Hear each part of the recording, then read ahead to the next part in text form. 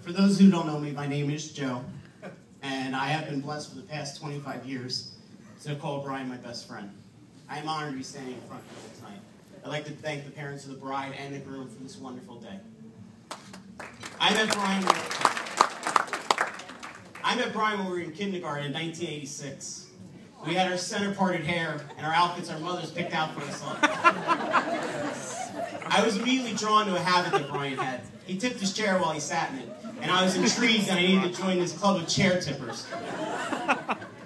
From there, we engaged in sticky ball fights with Nick Stefanelli, played t-ball, soccer, and basketball together, basically went to the other's house every other Friday for the next 10 to 12 years. Went to middle school and high school together, and then even went to college together, and lived together there, where I was introduced to Brian's diet of Cool Whip out of the container and Tasty Cakes. It's all he ate. And since college, we still try to act like teenagers playing football in a parking lot. Our friendship only strengthened as the years went on, and I am who I am because of him. To put it quite simply, we grew up together. We started out wanting to collect the best baseball card, then the newest video game, then create the most witty screen name, apply to a good college, find a job, and ultimately find someone to love and grow old with. I think we can all agree that Brian and Lauren exemplify the word love in the way they look at each other and they treat each other. When Brian met Lauren over 4 years ago, he told me about hanging out with her. And he had this incredible clarity to him. It was quickly apparent to me that his search for the one was over. Who could have imagined that a first date on a cold December day in New York City would eventually lead to a marriage proposal on the South Street Seaport? And now, on this beautiful May day, you've made the ultimate vow and promise to each other. When I met Lauren, I saw an intelligent, down-to-earth, and easygoing girl. And I wondered if she knew what she was getting herself into. Ladies and gentlemen, today marks a truly sad day for single men as another beautiful girl steps beyond their reach. Very nice. And girls, I'm sure Brian entering marriage is fairly registered among you.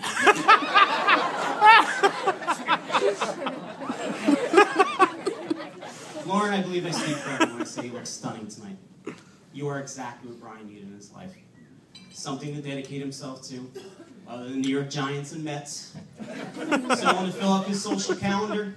And thankfully, someone who will keep Facebook safe for the next 5 hours from his ridiculous posts.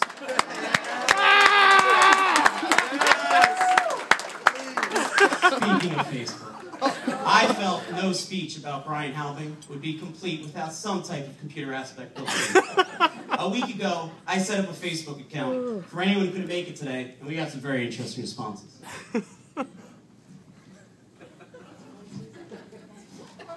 The first message: Dear Brian, now that you are married, we feel it's time you stop impersonating us. And this comes from Dawson's Creek's James Vanderbeek and the Denver Broncos' Peyton Manning. Lauren, you also got some messages. Dear Lauren, we're sorry we can't be there today, but we're too busy trying to keep the business afloat. Without you, we're not sure we'd have even made it. And you even forced Brian to become one of our customers in the past 4 years. And this one comes from the owners of Isaac's Deli. Another one for Brian. Dear Brian, I believe I was the first to call you Chester, and I think I need to clear up the meaning of this name.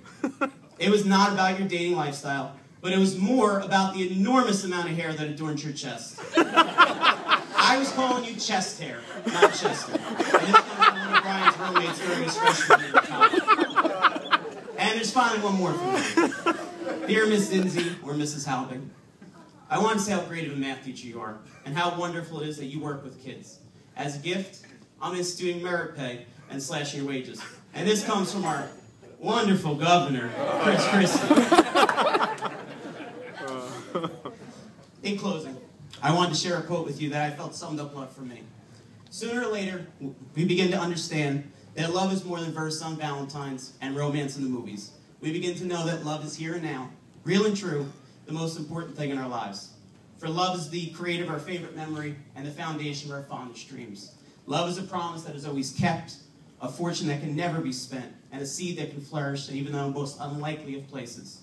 Please raise your glasses and join me in a toast to Brian and Lauren, that the promise of their love, the value of their love, and the growth of their love leads them in their new life as husband and wife, today and forever. Cheers. Cheers. Cheers.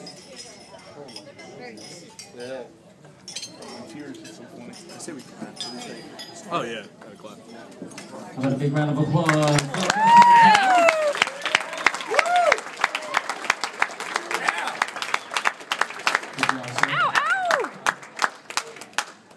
Ladies and gentlemen, at this time, if you could just please be remain seated for a little while.